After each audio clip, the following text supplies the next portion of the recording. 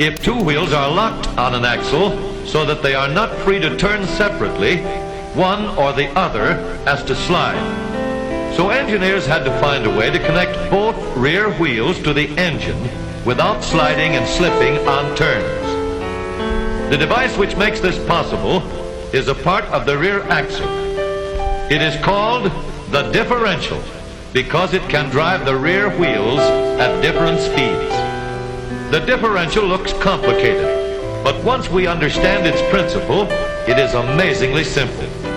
These two wheels are mounted on separate axles and supported by a frame so that they can revolve freely at different speeds. Let's fasten a spoke on the inner end of each axle so that by turning the spokes, we can turn each wheel separately. With a bar or crosspiece, we can turn both wheels in the same direction at the same rate of speed. Let's get something to hold this bar in place so that it will press against the spokes. Notice that this support is not locked to the axle. It turns freely. Now we can spin the wheels by rotating the support.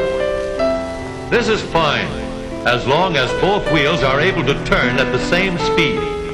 But let's see what happens when we go around the corner. With this arrangement, we cannot drive one wheel faster than the other. And if we stop one wheel, the other wheel won't budge. Let's put this bar on a pivot so that it can swing in either direction.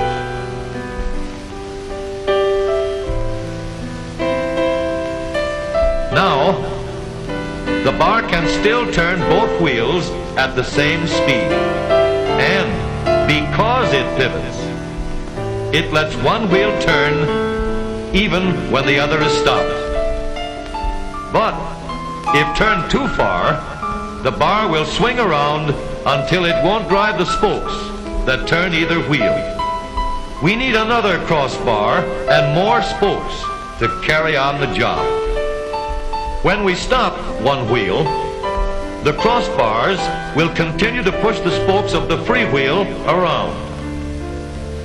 As long as both wheels are free to turn, the bars do not swing on their pivot and the wheels move at the same speed.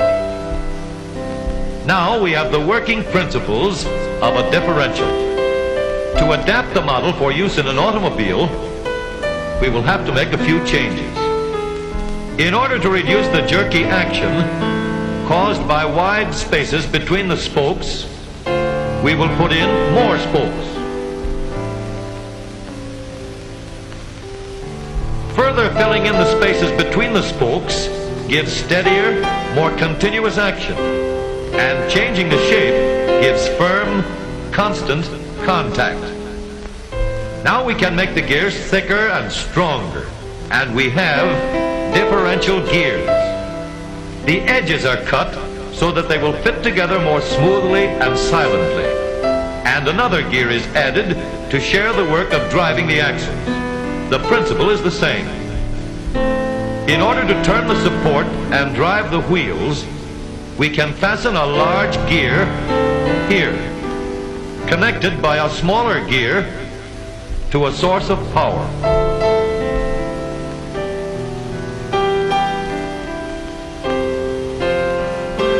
Notice that the power is connected to the differential at the center line.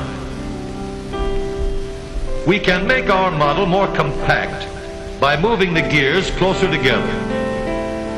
When we put our differential in an automobile, we have to leave room for the drive shaft, which carries the power from the engine. We may build the floor of the car above the drive shaft. But if we do, we won't have much room inside unless we make the top of the car high too. Of course, we could lower the floor and ceiling, but the drive shaft would be higher than the floor. This would have disadvantages. A shaft in the middle of the floor of an automobile would be inconvenient for passengers and would be awkward for carrying luggage. Today, engineers have found a way to make the car roomier and closer to the road without a clumsy shaft above the floor. The drive shaft from the engine to the differential is lowered out of the way, and the drive shaft is connected to the rear axle at the bottom. The new low center drive makes the rear axle quieter, stronger, and more durable because it gives better, smoother contact between the gears.